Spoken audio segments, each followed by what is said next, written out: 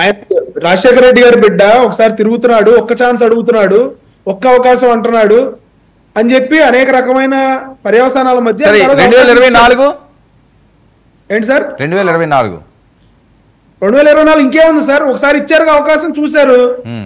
మీదంతా వ్యూహం అంటున్నాను. కంప్లీట్ గా మీరు అద్భుతమైన వ్యూహాలతో వెళ్ళినందుకు ఈ విజయం వచ్చిందా?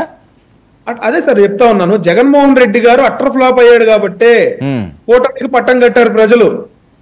సో ఏదైనా ఒక అధికార పార్టీ ప్రజలకు ఇచ్చిన హామీల్లోనో లేకపోతే వేరే అంశంలోనో ఫ్లాప్ అయితే నెక్స్ట్ మళ్ళీ ఇంకొకరు చూస్తారు ఆల్టర్నేటివ్, అంతేనా?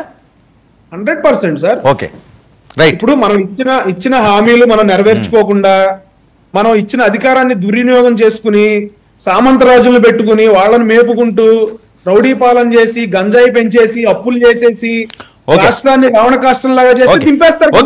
కిరణ్, స్ట్రైట్ గా పాయింట్ ఏంటి మీకు ఇష్టమైన